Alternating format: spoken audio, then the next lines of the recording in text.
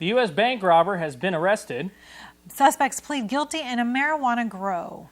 And the town manager speaks out about misconceptions. All this and more tonight on News 46.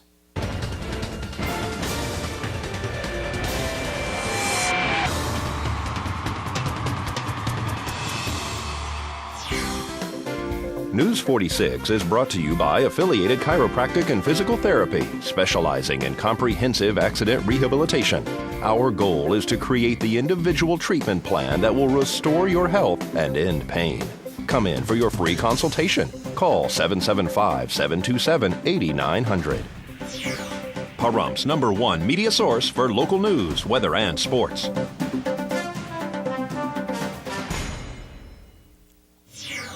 Good evening. It's Thursday, March 10th, 2011. I'm Rick Vale. And I'm Rhonda Van Winkle for News 46. Topping our news this evening, the man who robbed U.S. Bank in the Smith's grocery store on February 12th has been arrested. Details will be forthcoming, but what we do know is that Charles R. Layton Jr. was arrested by California Highway Patrol in Inyo County for suspected driving under the influence. He is being held for local charges as well as an FBI warrant for the bank robbery. The Nye County Sheriff's Office also has been there's an active warrant for the robbery, which is on retainer pending the FBI warrant. Detectives are following up on several leads and the investigation is ongoing. Anyone with information pertaining to this case are urged to contact the Nye County Sheriff's Office at 775-751-7000 or by emailing ncso_detectives at co.nye.nv.us. Attention, Detective Joe Close. News 46 will have more on this tomorrow night. All right, and on a lighter note, a teen sister group performed at the Spring Fling Cowboy Thing held this past weekend at the Pahrump Nugget. The sisters, Shaylee and Tiffany, are available for your event as well. Well, we introduced you to Shiley and Tiffany Reed last week. We're going to speak to them. We are at the Spring Fling Cowboy Thing here at the Pahrump Nugget. We're going to tell you all about them and let you hear a little bit of their song. We're doing really great. The audience has been awesome. It's a lot of fun out here, isn't it? Yes, it's definitely an adrenaline rush. How old are you guys? I'm 15. And I'm 13. So how long have you guys been singing? Since when we can remember. I mean, this has always been what we do. This is what God called us to do, so we're doing it. So I know your mom is it your mother that's the dance teacher and she performs and does a lot of things. Is that a big influence on you guys? Well, she's retired now, but she taught us a lot. She used to sing when she was younger, so she's taught us a lot that we know. She's great. She helps us choreograph some of our routines and stuff. So tell everybody who she is. Kelly Thompson. She's awesome. So what do you guys hope to do in the future? We just hope to get out there and, spread God's message and just go as far as we can. So you're going to be singers? You're going to be dancers? I know you guys do it all, right? Well, we're going for the singing. I haven't really danced in a while. We incorporate a little bit of moves in our dancing and our singing, but we're going for the singing to inspire people to reach for your dreams. There you go. You both are from High School? Actually, we homeschool, so 9th grade. It's been a lot of fun. There you go. And you have a website, don't you? Yes, it's ShileyandTiffany.com. And spell that for me, Shiley. CHEYLEEANDTIFFANY. And you perform if people ask you to come out and perform? Yes. Yeah, we've been getting a lot of offers lately, so. Well, good luck, and what a wonderful song. Thank you so much. Thank you.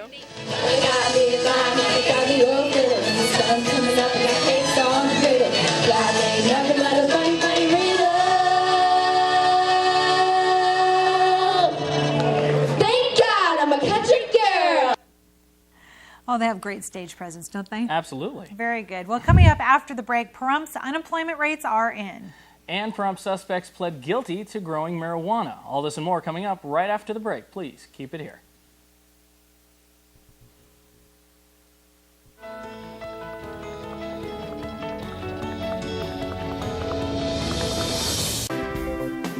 News 46 is brought to you by Affiliated Chiropractic and Physical Therapy, specializing in comprehensive accident rehabilitation. Our goal is to create the individual treatment plan that will restore your health and end pain. Come in for your free consultation. Call 775-727-8900. Welcome back to News 46. The latest unemployment estimates are now in. Estimates for January 2011 say that the unemployment rate in Nevada overall has dropped to 14.2%. Nye County's unemployment rate is currently estimated at 16.2%. That's right, and Senator Harry Reid made a statement regarding these estimates. The senator stated that today's unemployment figure shows that our top priority must continue to be creating good-paying jobs right here in Nevada. We have a long road ahead of us, however, we can continue moving toward recovery if we make smart choices to boost our economy, like cutting wasteful spending and investing in what puts Nevadans back to work. With so many challenges facing our state and our nation, we all must do our part to ensure that every Nevadan who wants to work has that opportunity. All right, well, on to our next story. All suspects arrested pled guilty today over 3 homes in Pahrump housing a large operation of marijuana grows. News 46 has more. State versus William Stanley and Benjamin Shirley, and all the credit goes to the narcotics officers. Back in the fall of '08, one of the officers, Sergeant Huggins, was in the area of Travoy Street. It was a cool night, had his windows down, and he got the smell of marijuana. And it took a couple other officers back out there, and they smelled it too, and they were able to pinpoint a certain house. They checked the power records. The power was running at 3 times the average, which indicates power consumption for marijuana growing. Got a search warrant, went in, found a massive marijuana grow there, and they found evidence in that house which led them to 2 other houses here in Pahrump, a house on Idlewild and a house on McMurray. And they got search warrants for those 2 houses, and same thing, big massive marijuana grow in each house. And through evidence and DNA, we were able to link all 3 of those houses to William Stanley and Benjamin Shirley. And today was supposed to be their jury trial, and they ended up pleading guilty. So, well, quantity-wise, it would have been most likely, from the best of my memory, in the millions of dollars worth of marijuana. I think it's each plant produces 2 to 3 pounds of marijuana, and then in each house had hundreds of plants. And then whatever a pound of marijuana goes for on the street, it's quite expensive. And so it was a $1 million operation, and those guys were probably making quite a bit of money selling it. So that's why they did it.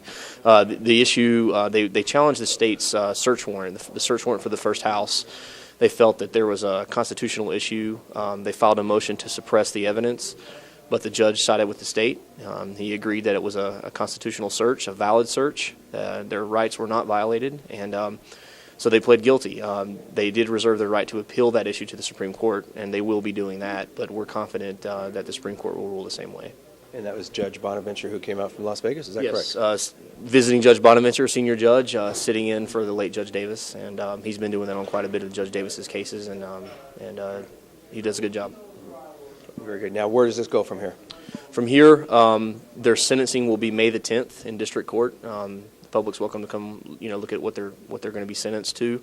The Department of Parole and Probation will prepare a report making recommendations on whether they should get probation or prison time or a fine or both. So they'll be sentenced on May 10th. And then after that, they'll have a certain amount of time. I think they have to file their notice within 30 days to appeal it to the Supreme Court. And from there, it could be anywhere from 6 months to a year before the court decides anything. All right. Thanks, Wes. You're welcome.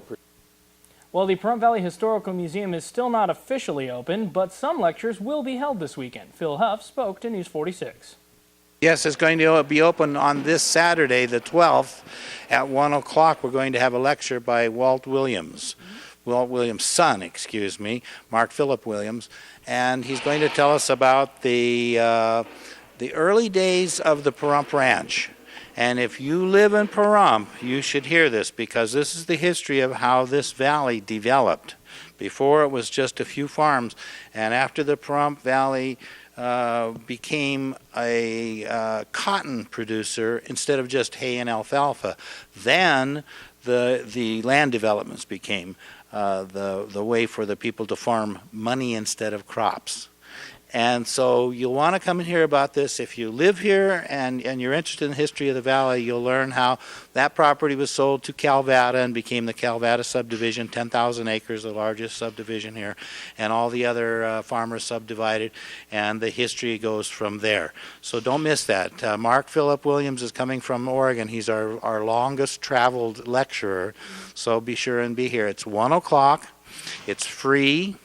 It's at the museum. It's in the new section of the museum. And afterwards, we're going to have a presentation by the Yucca Valley people, the Yucca Mountain people, and you can see that as well. And the museum this is going to be the official opening since what happened? Well, we're not really officially opening. We're just opening because this is a special event. Right now, we're in a new hiring mode.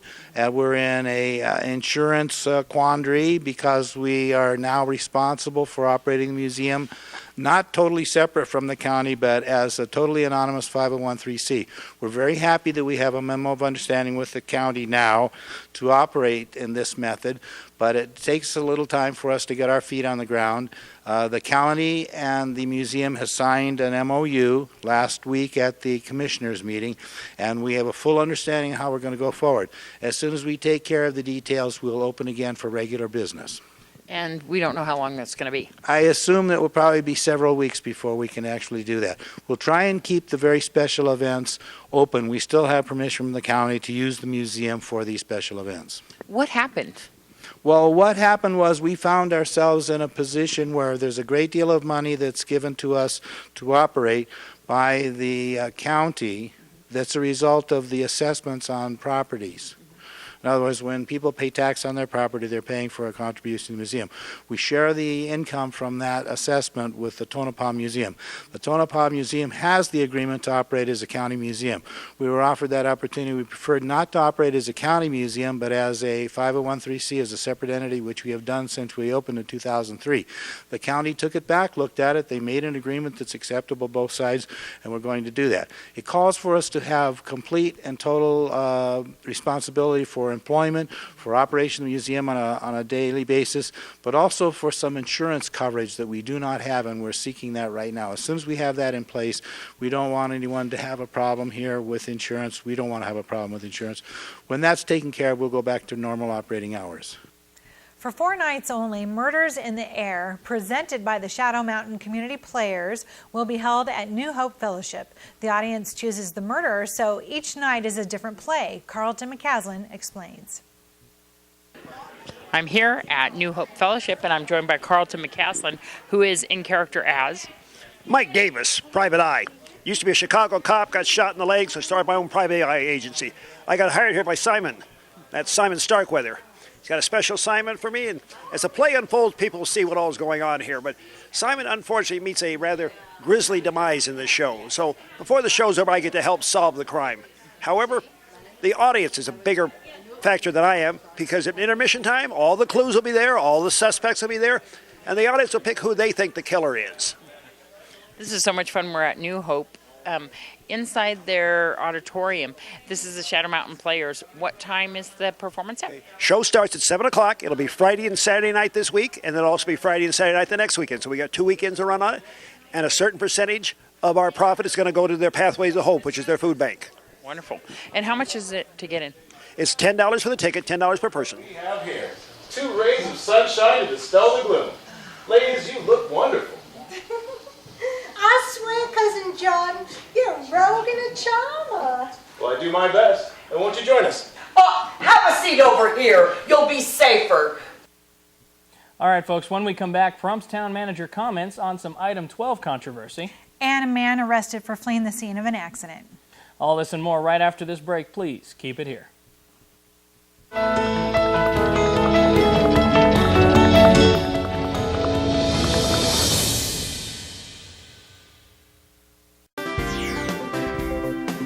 News 46 is brought to you by Affiliated Chiropractic and Physical Therapy, specializing in comprehensive accident rehabilitation.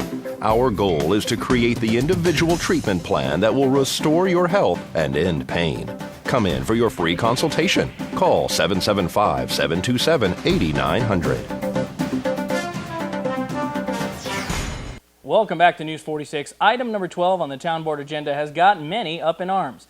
Some think it may mean Town Manager Bill Kobarger will make staffing decisions for the Pahrump Valley Fire and Rescue. Mr. Kobarger spoke to News 46 today and wants to reassure that all department heads in the town of Pahrump, including Fire Chief Scott Lewis, are 100% in charge of their departments, and that his job is to oversee the budget and any concerns that there may be. That was already established in the job description that stated that I had the authority to set staffing limits. And what it did was just tweak it a little bit to make it a little bit stronger. In charge of everything within the town.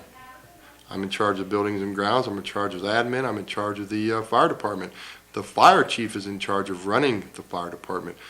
My responsibilities are the overall process of everything that the fire department does, and the buildings and grounds, and the admin in the entire town of Pahrump. No changes to the fire department. As far as overseeing the fire department, it's going to continue as my day-to-day operations of the entire town. So this won't change the overtime that we have in the fire department? You'll just be looking at the actual paperwork to see if there is some cuts to be made or not? That's all I'm going to be doing, and that's my day-to-day operational job, is to make sure that the budget is stayed within and that the guidelines and all that are established within the town's policies and procedures are being followed.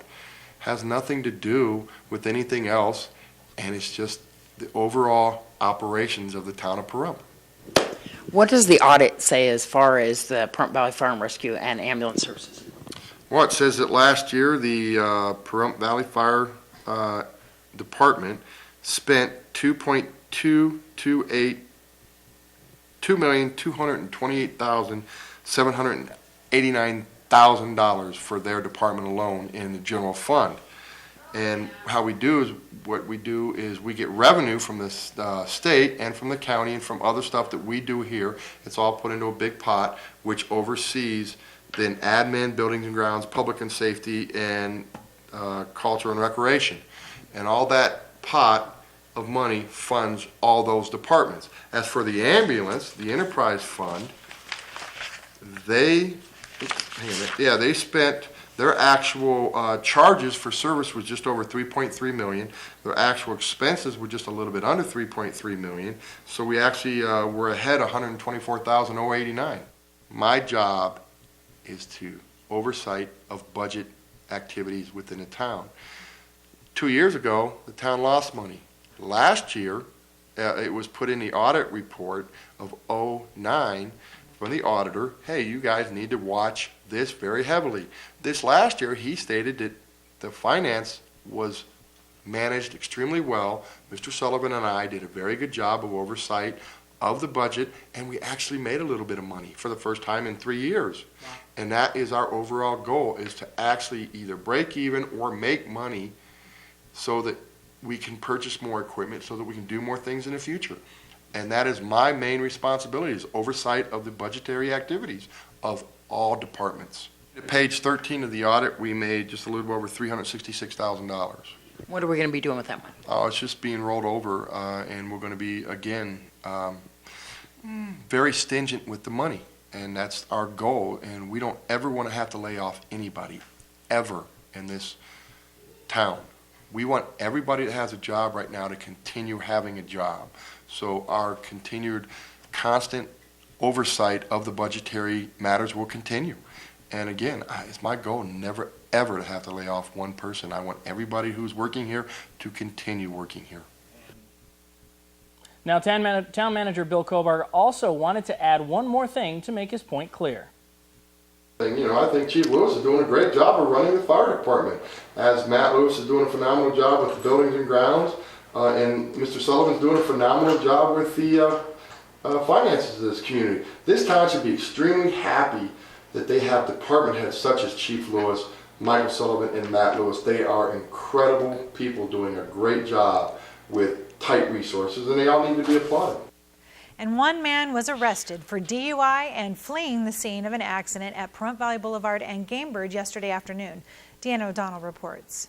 A vehicle versus moped accident happened yesterday afternoon right before 4 p.m. It all started on Calvada and Pahrump Valley Boulevard, where a man on a moped hit a silver SUV. The man on the moped did flee the scene. People followed who witnessed the accident, trying to get the man to stop. Nye County Sheriff's deputies, Nye County Sheriff's detectives and Pahrump Valley Fire and Rescue arrived on scene at both locations. The first location being Pahrump Valley in Calvada, where they had an oil spill. The second location is where they caught the suspect here at Game Bird and Pahrump Valley Boulevard. The man highly intoxicated. On scene, he was vomiting. Pahrump Valley Fire and Rescue did take care of him on scene. He didn't suffer any injuries, and the person inside the SUV also suffered no injuries. Nye County Sheriff's Detective Eric Murphy took custody of the man, who is going to have the following charges: driving under the influence and any other charges that may come of that. This is Deanna O'Donnell at Game Bird and Pahrump Valley Boulevard for News 46. So it's feeling like spring. It is, even though we're not officially there yet. We got till the 20th for the temperatures to stay cool, at least according to what the gopher said, though we were supposed to have an early spring, so I guess he's right. I think he's right. Certainly feels like an early spring. We got 70-degree temperatures, and it's this close to 80 degrees coming up in the next 7 days. Wow. Don't go anywhere. We got your 7-day forecast right after this break.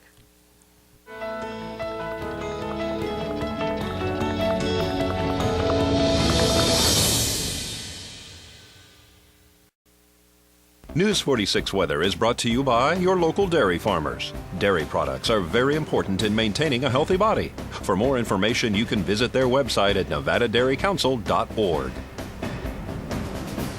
Hey everyone, welcome back to News 46. I'm Rick Vale with your weather. Today it was looking pretty warm. We had high 77 degrees, not too bad.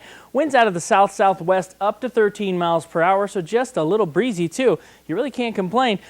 Pressure's holding steady, 30.13. Sunrise was at 6:02 a.m. and our record high was 85 degrees back in 1972. Looking at tonight, it's probably going to be mostly clear out there with a low of 48 degrees. Winds out of the west-southwest up to 8 miles per hour. Sunset will be at 5:47 p.m. and our record low was 22 degrees back in 1962. Looking at our 7-day forecast, tomorrow is looking very nice. Highly recommend you get out and enjoy it. 76 degrees for the high, 48 degrees for the low, partly cloudy skies. Saturday, a little windy, probably around 18 mile per hour gusts with a high 75 and a low 39. Now Sunday, clouds are going to roll in a little bit and we're still going to stay windy right around the same, probably around 18, 19 mile per hour gusts with a high 71 and a low 41. Now, moving into next week, Monday is going to be okay, but it's starting to get breezier. As you can see, the rest of the week's looking a little bit windier every day. Monday, cloudy skies, gusts up to 22 with a high 72 and a low 42. Now, Tuesday is going to be partly cloudy. Clouds are going to part a little bit for us. It's going to get a little bit windier, too, though. It's 23 mile per hour gusts are expected with a high 73 and a low 41. On Wednesday, cloudy skies rolling back in for us, gusts up to 29 miles per hour, a high 75 and a low 42. And finishing off our 7-day forecast, Thursday is looking okay, but it's going to be probably 35 mile per hour gusts with a high 79, hottest in a while, and a low of 40. 79. Yeah. Nice. Getting really close to those 80-degree temperatures again. Oh, and Sunday, remember to spring forward. That's right. We're springing forward on Sunday. Very good. Set those clocks forward an hour. Well, congratulations goes out to Terry Henson, the winner of a free ticket to the Helping Hands for Jesus concert. This trivia contest was sponsored by Cup of Faith Christian Book and Gift Store. That's right, Terry. Be sure to head over to Cup of Faith to pick up your free ticket. Now, if you're not a friend of our Facebook page, you may want to be because we're going to be giving away 2 more of these tickets. And the next trivia question will be posted on our Facebook page very soon. And that being said, I think that's going to do it for this edition of News 46. I'm Rick Vale. And I'm Rhonda Van Winkle. From everyone up here on the hill at KPVM, we wish you a safe evening, and we'll see you here again tomorrow night. Until then, good night, Pahrump. Good night.